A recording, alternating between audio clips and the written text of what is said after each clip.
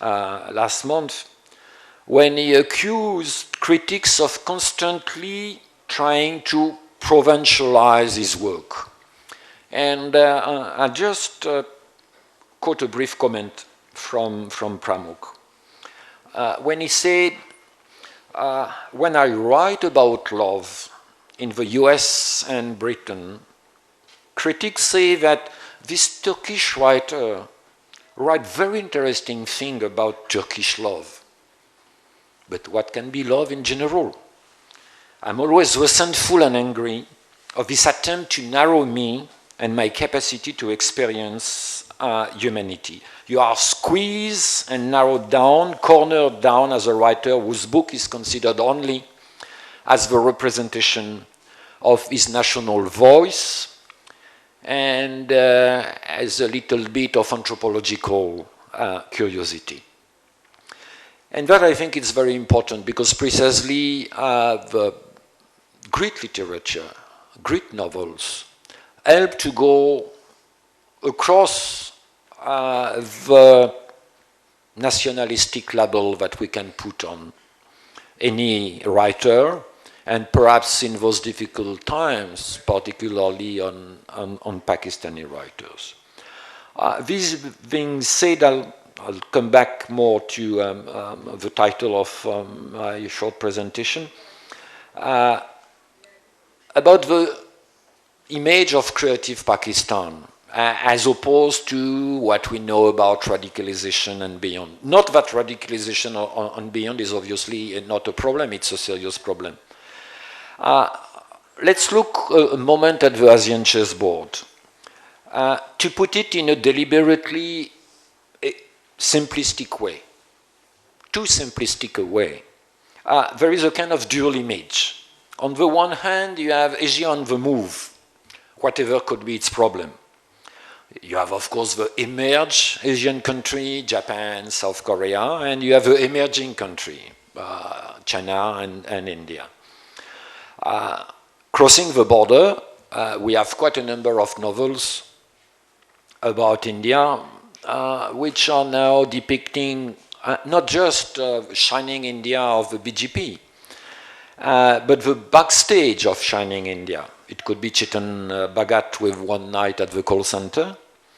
It could be Aravind Adiga with The White Tigers. By the way, 2 books which have been translated into French. And on the other hand, always if you wish to stick to a very simplistic image, you have an Asian at war, Afghanistan, and perhaps up to a point in Asia, at war with itself. And perhaps it's Pakistan, perhaps it's certainly Afghanistan. It's not just, of course, a Western view. You know, for foreigners, it's very difficult to be critical because people in the country we are studying are critical themselves enough for not necessarily admitting criticism from abroad, and no one is there for criticizing, and certainly not for rectoring.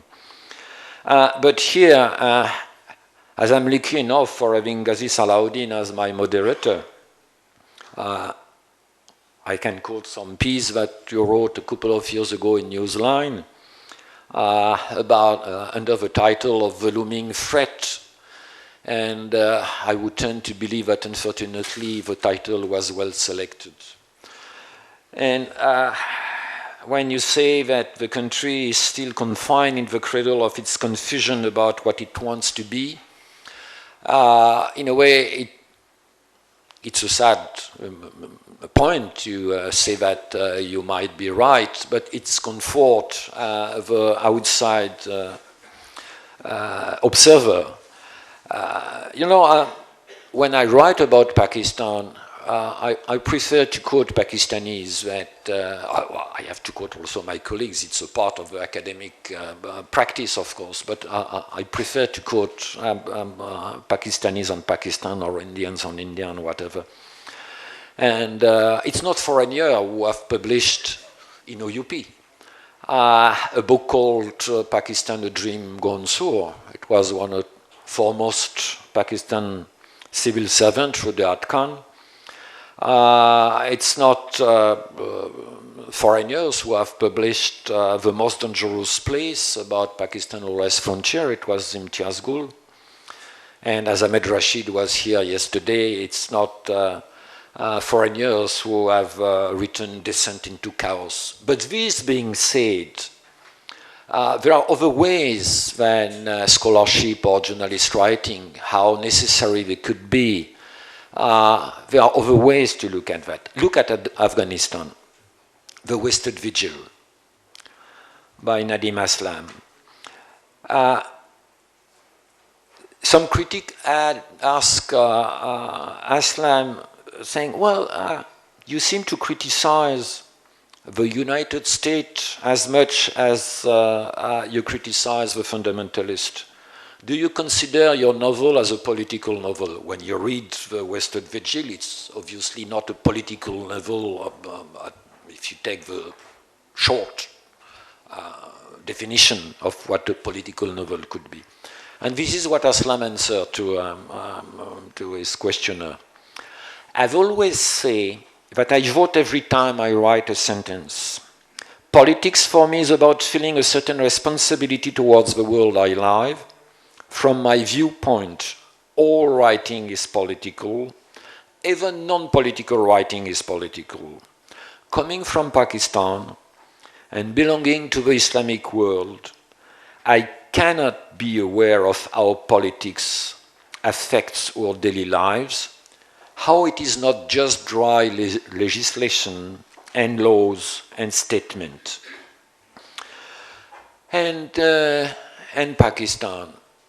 Well, I shall confine myself to a very limited example, a number of examples. But of course, the case of exploding mangoes, it's something that we cannot escape from when you address the topic that I am addressing. Not for the intricacies of the plot about who has killed Zia, not just that, except that the intricacies of the plot, of course, gave us leads about various possibilities, which are putting a crude light on what was happening in Pakistan in the late 80s. But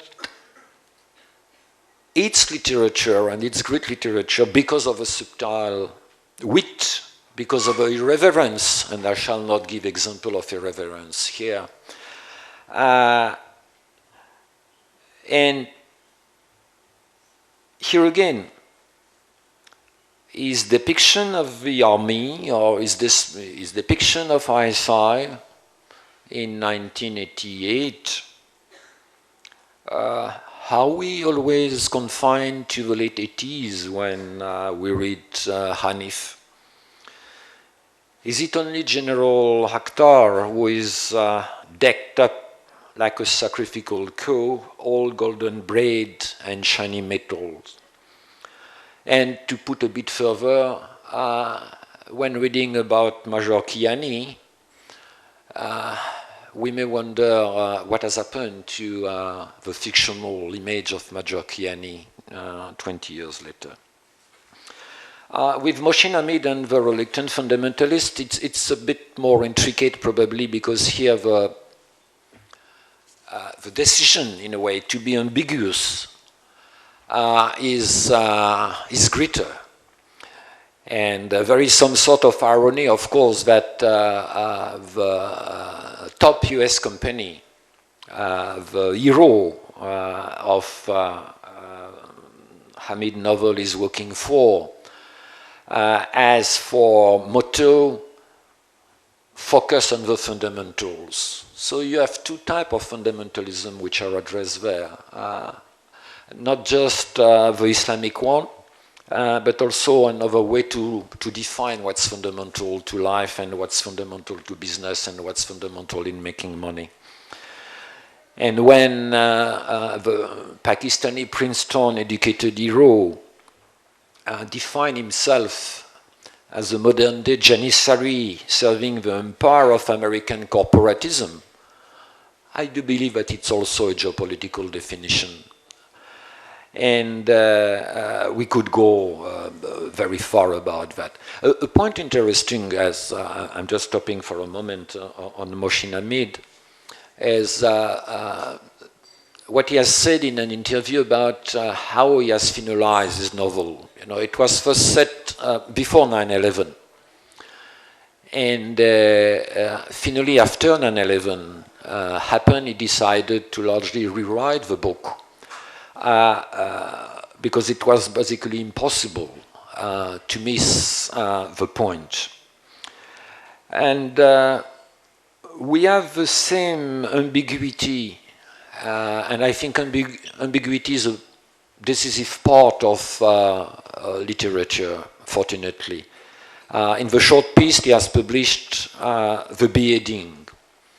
When we read it, it's the hero who is beheaded, and the hero is basically a non-practicing Muslim, and who has been kidnapped and who would be killed. Obviously, it's not Daniel Pearl, because the hero is Muslim, and Pearl, as everyone knows, was not Muslim. But when you read those few pages, you cannot forget what's behind also that. And I could have quite a number of examples, sometimes very funny, about the correlation between politics and literature.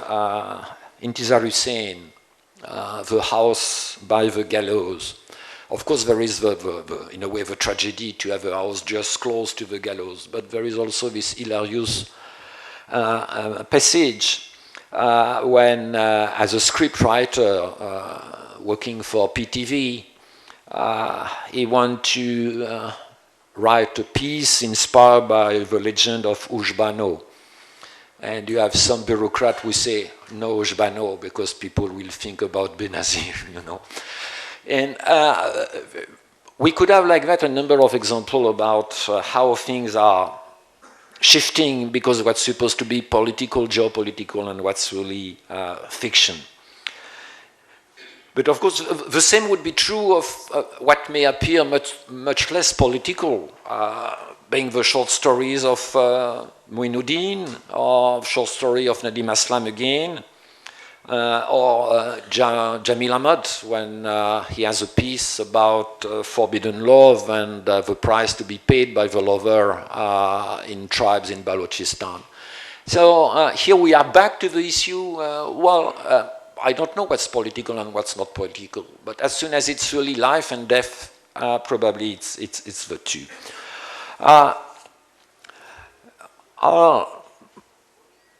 Would like just to shift for a second from literature to art, for raising a question which is in a way perhaps the opposite of the statement by Nadim Aslam I quoted before, when Aslam said everything is political.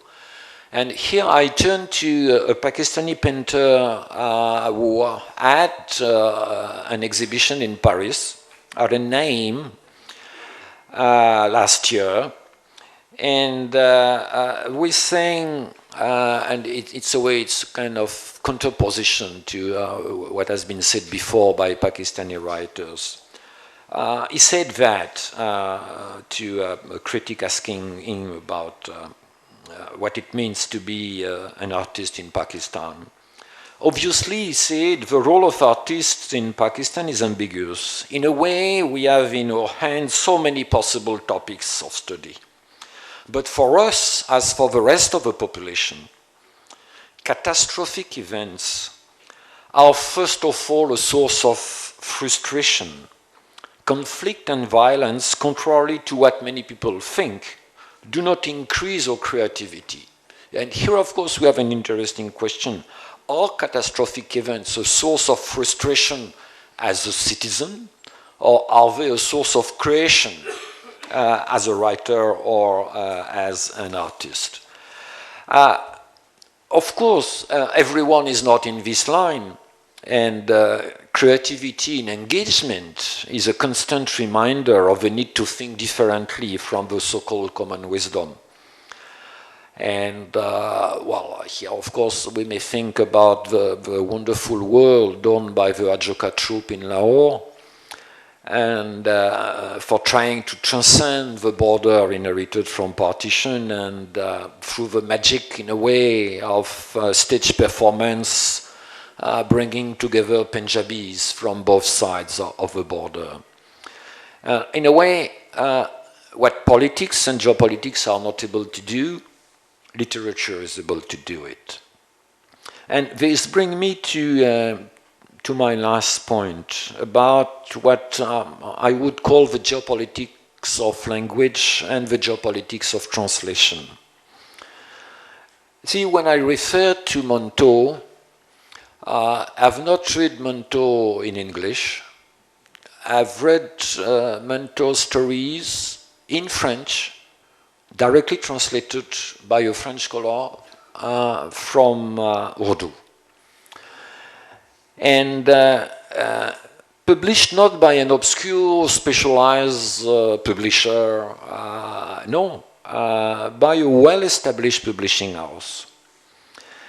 And of course, and the Jaipur Festival this year has put that under the limelight, but when I attended literary festival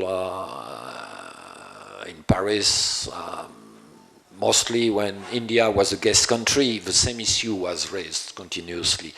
And in a way, it has been raised as well this morning, you know. Is there a difference between the noted writer working in diaspora by big American or British publisher with those writing in English in the country and those writing in their mother tongue?